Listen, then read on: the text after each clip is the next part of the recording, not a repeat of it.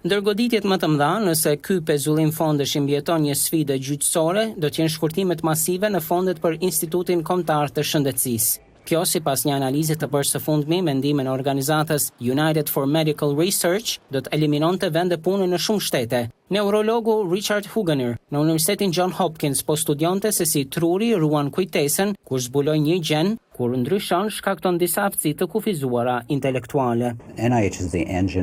Instituti Kombëtar i Shëndetësisë është motori që ka zbuluar të gjitha terapitë mrekullueshme që kemi për kancerin, sëmundjet e zemrës dhe shëndetin e trurit. Është e frikshme se çfarë do të bëjmë nëse studimet nuk vazhdojnë, nëse nuk financohemi, thot ai.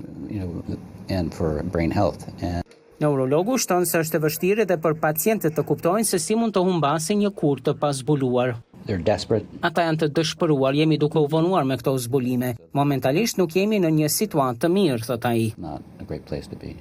Administrata presidenti Trump thot se pezullimi i fondeve, jo vetëm për kërkime shkencore, por edhe për agjenci të tjera, është bërë për të verifikuar nëse ka abuzime me fondet. Shumica e buxhetit të Institutit Kombëtar të Shëndetësisë, mbi 35 miliard dollar në vit, shkon në universitete, spitale dhe grupe të tjera kërkimore. Grantet ndahen në kostot të drejt për drejta, që mbulojnë pagat e studiuesve dhe furnizimet për një projekt, si dhe kostot jo të drejt për drejta, për të mbuluar shpenzimet e tjera që lidhen me projektet si qerat të ndërtesave, energjia elektrike apo stafi që bën mirëmbajtjen.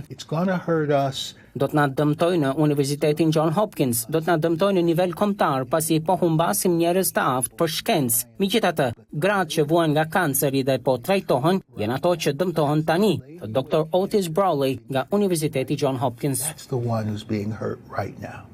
Instituti Kombëtar i Shëndetësisë negocion drejt për drejt me grupet e shkencëtarëve, një proces që u jep menaxherëve të drejtën të përcaktojnë tarifat për kosto jo të drejt për drejta, që mund të arrijnë deri në 50% ose më shumë.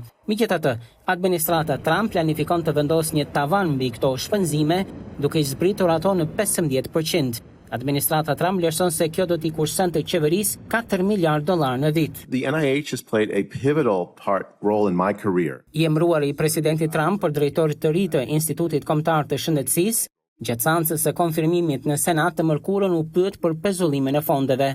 But there's a lot of distrust about where the money goes. Ka shumë mosbesim mbi atë se si shpenzohen fondet, pasi besimi në institucionet e shëndetit publik ka rënë pas pandemisë. Unë mendoj se transparenca rreth kostove jo të drejt për drejta është shumë e rëndësishme. Këtë mund ta përmirësojnë universitetet duke punuar së bashku për të siguruar që është tërësisht e qartë se ku shkojnë paratë.